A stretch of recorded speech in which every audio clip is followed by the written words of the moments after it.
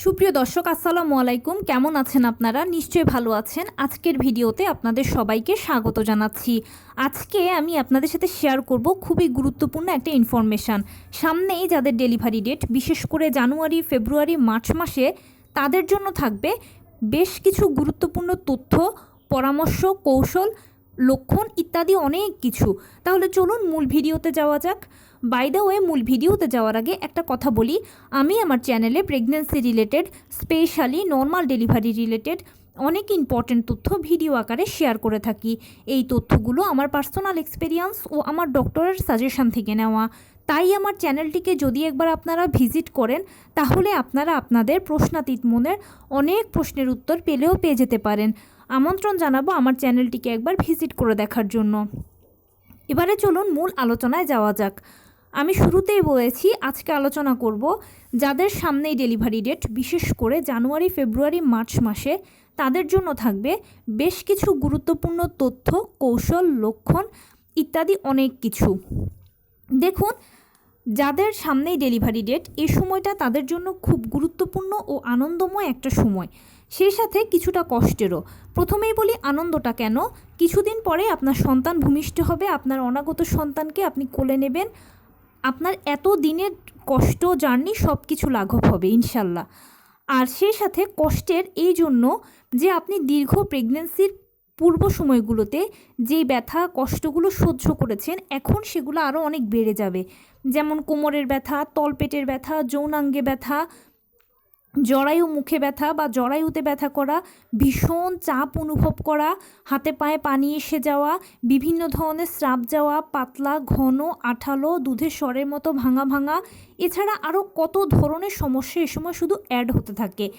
আর এর পাশাপাশি একজন গর্ভবতী মা বিভিন্ন ধরনের কষ্ট ভোগ করতে থাকেন আর অপেক্ষা করতে থাকেন ডেলিভারির জন্য। তাই এই সময়টা অন্য অন্য সময়ের তুলনায় কিছুটা কষ্টদায়কও। এই কষ্টটাই আপনাকে কষ্ট করে সহ্য করতে হবে। প্লিজ, আপনার সন্তানের কথা ভেবে এটা আপনাকে করতে হবে, ওর ভালোর জন্য, নিজের ভালোর জন্য। দেখুন, এই সময়টাতে আপনাকে যেটা সবথেকে বেশি ইম্পর্ট্যান্ট মেনটেন করতে হবে সেটা হচ্ছে টেনশান করা যাবে না। হ্যাঁ, আমি জানি যে টেনশান তো আমরা করি না, পরিস্থিতির পরিপ্রেক্ষিতে টেনশানটা আমাদের অটোমেটিক চলে আসে, কিন্তু এই জিনিসটাকে অ্যাভয়েড করতে হবে। কী কাজ করলে টেনশান ফ্রি থাকবেন সেটাই সবসময় চেষ্টা করবেন। এটার জন্য আপনি ভালো গল্পের বই পড়তে পারেন, গান শুনতে পারেন, মুভি দেখতে পারেন, এছাড়া বেশি বেশি করে ধর্মীয় কাজ করতে পারেন। ধর্মীয় কাজ করলে একদিকে যেমন আপনার ধর্মীয় কাজ করা হলো, অন্যদিকে আপনার টেনশানটাও কম হলো। আপনি যেই ধর্মের অনুসারী হন না কেন, বেশি বেশি করে ধর্মীয় কাজ করবেন। এরপরে আপনাকে যে জিনিসটা মেনটেন করতে হবে অবশ্যই, সেটা হচ্ছে আপনি যদি নবম মাসের বা 36 সপ্তাহের গর্ভবতী হন, তাহলে অতি অবশ্যই আপনার শেষ চেক আপটা করিয়ে নেবেন। কেননা নবম মাসের লাস্ট চেক আপটা একজন গর্ভবতীর জন্য খুবই গুরুত্বপূর্ণ। এই চেক আপের মাধ্যমে কিন্তু মোটামুটি একটা ফাইনাল সেটেলমেন্ট এসে যায় যে ডেলিভারিটা কি নর্মালে হবে নাকি সিজারে হবে। যদি দেখা যায় যে সব কিছু ঠিক আছে, বাচ্চার পানি, পজিশন, প্লাসেন্টা, ওজন, বাচ্চা সার্বিকভাবে গর্ভের মধ্যে সুস্থ আছে এবং আপনিও মোটামুটি সার্বিকভাবে সুস্থ আছেন, অন্যান্য সকল ব্যথা কষ্টগুলো বাদ দিয়ে অন্য কোনো জটিল রোগ নেই, যেমন ডায়াবেটিস, হাই ব্লাড প্রেশার, এ ধরনের কিছু নেই, মোটামুটি সুস্থই আছেন, তাহলে কিন্তু ডেলিভারিটা ইনশাল্লাহ নর্মালেই হবে। আর যদি কোনো সমস্যা হয়, যেমন আপনার ডায়াবেটিস আছে, হাই ব্লাড প্রেশার আছে, অথবা বাচ্চার উল্টো পজিশানে আছে, বা কোনো না কোনো সমস্যা যদি থাকে, তখন সেক্ষেত্রে সিজার লাগবে। আর এটা ডাক্তারও অনেকটাই বলে দেবে, অনেক সময় বলে ডাক্তাররা যে নর্মাল ডেলিভারি কার হবে, কার সিজার লাগবে। যদি সিজার হয় তাহলে তো সেটা প্রিপ্ল্যান, সেটা আপনার ডাক্তার বলে দেবে। আর নর্মাল ডেলিভারির পেশেন্ট যদি হয়ে থাকেন বা সব সিমটম নর্মাল ডেলিভারি যদি থাকে, তাহলে তো ইনশাল্লাহ অপেক্ষা করবেন। নর্মাল ডেলিভারির ক্ষেত্রে হয় কি, অপেক্ষা করাটা একটু কষ্ট করে, এছাড়া অন্য কিছু আর কোনো কষ্টের নয়। কারণ সিজারে ডাক্তার বলে দেয় যে অমুক দিনের অমুক তারিখে সিজার হবে, পেশেন্ট সে মতে গিয়ে সিজারটা করিয়ে ফেলে। নর্মাল ডেলিভারির ক্ষেত্রে যখন পেইন আসবে তখনই তো ডেলিভারিটা হবে। তো কবে পেইন আসবে, কত সপ্তাহে পেইন আসবে, এগুলোই একটু ভাবনার বিষয় বা অপেক্ষার বিষয়। কষ্ট করে এই জিনিসগুলোকে সহ্য করে নেবেন, ধৈর্য ধরে অপেক্ষা করবেন, ধৈর্যের ফল সুমিষ্ট হয়। আর একটা কথা কি, নবম মাসে 37 থেকে 40 সপ্তাহ হচ্ছে নর্মাল ডেলিভারির আদর্শ সময়। ডেলিভারিগুলো 37 থেকে 40 সপ্তাহের মধ্যে হয়ে যায়। কারো 37 সপ্তাহে হয়, কারো 38 সপ্তাহে হয়, কারো 39 সপ্তাহে হয়, আবার কারো 40 সপ্তাহে হয়। তবে 40 সপ্তাহের পরে গেলে ডাক্তাররা সিজারের কথা বলে বেশিরভাগ সময়। কেননা 40 সপ্তাহের পরে গেলে মায়ের গর্ভে পানির পরিমাণ কমতে থাকে, অক্সিজেনের পরিমাণ কমতে থাকে। এছাড়া বাচ্চা মায়ের পেটে টয়লেট করে দিয়ে সেই টয়লেট খেয়ে ফেললে মারা যেতে পারে। এক কথায় 40 সপ্তাহের পরে বাচ্চার মৃত্যু ঝুঁকি থাকে বলে ডাক্তাররা এ সময় সিজার করাতে বলে। তবে কিছু ব্যতিক্রমও আছে। ব্যতিক্রমটা হচ্ছে, দেখা যায় কিছু মা খুব ভালো, খুব স্ট্রং, কিছু বাচ্চাও খুব ভালো স্ট্রং আছে। তখন সেক্ষেত্রে ডাক্তাররা মা বাচ্চা সব কিছুর কন্ডিশন বুঝে পেশেন্টের সাথে আলাপ করে 41 সপ্তাহটা অপেক্ষা করান। অনেকের এর মধ্যে ডেলিভারি হতে পারে, তবে এটা খুব রেয়ার। 40 সপ্তাহের মধ্যেই বেসিক্যালি ডেলিভারি হয়ে যায়, না হলে সিজার করাতে হয়। নবম মাসের শুরুতেই আপনি কিন্তু আপনার হসপিটাল ব্যাগটা গুছিয়ে রাখবেন, কারণ নর্মাল ডেলিভারি ক্ষেত্রে কার কখন কোন দিন ডেলিভারি প্রক্রিয়া শুরু হয় সেটা বলা যায় না।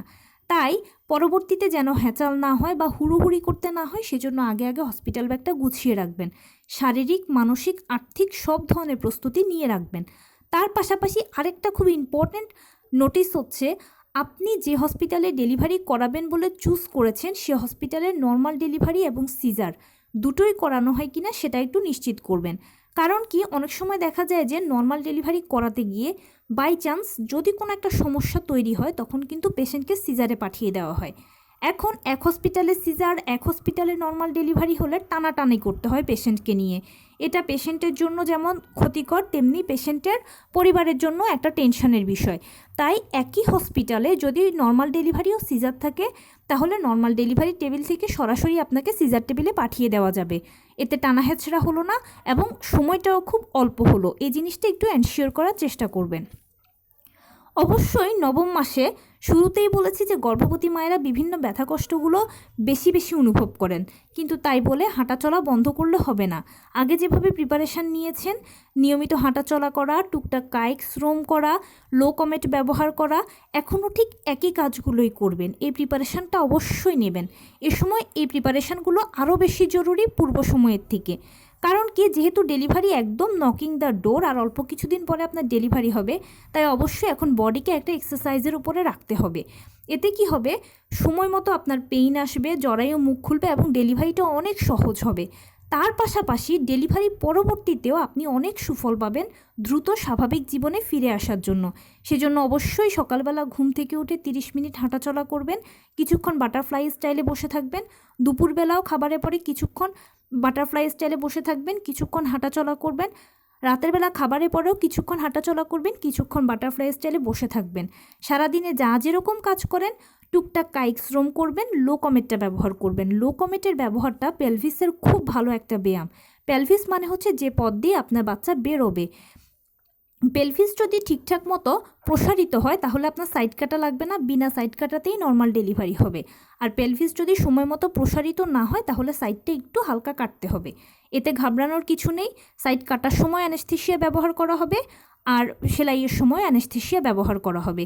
এই অ্যানেস্থেশিয়া একদম লিকুইড, যেটা তুলো দিয়ে ঘষে দেওয়া হয়। তাই যদি সাইড কাটার প্রয়োজন হয় সেটা নিয়ে ঘাবড়াবেন না, টেনশনও করবেন না। তবে যদি নিয়মিত লো কমেটটা ব্যবহার করতে থাকেন, বাটারফ্লাই স্টাইলে বসে থাকেন, ছবিতে দেখানো স্টাইলটা বাটারফ্লাই স্টাইল, এভাবে বসে থাকেন, তাহলে আশা করছি সাইড কাটার প্রয়োজন হবে না। আর অবশ্যই নিয়মিত পুষ্টিকর খাবার খাবেন।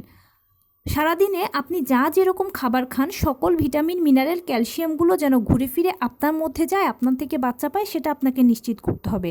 সেই সাথে 12 থেকে 14 গ্লাস পানি তো খাবেনই, পাশাপাশি কুসুম গরম 1 গ্লাস দুধ ও 2টো করে ডিম খাবেন।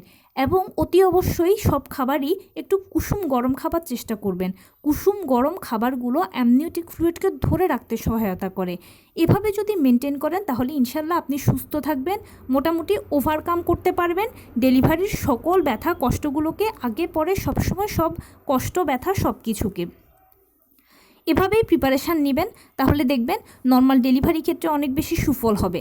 আরেকটা কথা কি, যেটা না বললে একেবারে নয়, সেটা হচ্ছে আমরা সবাই চাই যে আমাদের ডেলিভারিটা নর্মালে হোক, কিন্তু অনেক সময় দেখা যায় যে অনেক ডেলিভারিগুলো হতেও হয় না, সিজারের প্রয়োজন হয়। সেটা আসলে সিচুয়েশন বেসড, এক একজনে এক এক সিচুয়েশন ক্রিয়েট হয় বলে কারো হয়তো সিজারের প্রয়োজন হতে পারে। যদি এরকম হয়, তাহলে প্লিজ মন খারাপের কোনো বিষয় নয়, কারণ ডেলিভারিটা সুস্থভাবে হোক, সুন্দরভাবে হোক, আপনার সন্তান যেন সুস্থভাবে আপনার কোলে আসে, আপনি যেন সুস্থ থাকেন এটাই সবসময় কামনা হওয়া উচিত। সেটা নর্মাল ডেলিভারি হলো না সিজার হলো সেটা বড় কথা নয়। এই দুটো জাস্ট সন্তান জন্মদানের পদ্ধতি মাত্র। একটা সন্তান মায়ের গর্ভে আসলে তাকে ভূমিষ্ঠ হতে হবে। এবারে কেউ নর্মালে আসে, কেউ সিজারে আসে, কিন্তু বাচ্চাটা সুস্থভাবে আসাটা সবথেকে বেশি ইম্পর্ট্যান্ট। কারণ আপনারা মা বাচ্চা একে অন্যের পরিপূরক। মায়ের যদি কিছু হয় বাচ্চা ভালো যত্ন পাবে না, আবার বাচ্চার যদি কিছু হয় তাহলে মায়েরই সবথেকে বেশি কষ্ট হবে। সেই জন্য ডেলিভারি যেন সুস্থভাবে হয়, সুন্দরভাবে হয়, বাচ্চা যেন সুস্থভাবে আপনার কোলে আসে, আপনি যেন সুস্থ থাকেন এটাই সবসময় চাইবেন। নর্মাল ডেলিভারি হলো না সিজার হলো সেটা কোনো ব্যাপার নয়। তো এই ছিল আজকের ভিডিও। কেমন লাগলো বলুন? যদি ভালো লেগে থাকে ও হেল্পফুল হয়ে থাকে তাহলে প্লিজ লাইক কমেন্ট শেয়ার করতে একদম ভুলবেন না। আর সেই সাথে আমার চ্যানেলটিকে সাবস্ক্রাইব করার বিনীত অনুরোধ রইল। পাশে থাকা বেল আইকনটি ক্লিক করে দেবেন যেন আমি ভিডিও আপলোড করার সাথে সাথে আপনারা নোটিফিকেশান পেয়ে যান। যদি কোনো প্রশ্ন থাকে কমেন্টসে জানাবেন, আমি রিপ্লাই দেব। প্লাস যদি কোনো পরামর্শ থাকে যে কোন বিষয়ের উপরে ভিডিও বানালে আপনারা উপকৃত হবেন সেটাও জানাবেন। আমি আপনাদের পছন্দের সর্বোচ্চ প্রায়োরিটি দেব। ভালো থাকবেন, সুস্থ থাকবেন। আসসালামু আলাইকুম।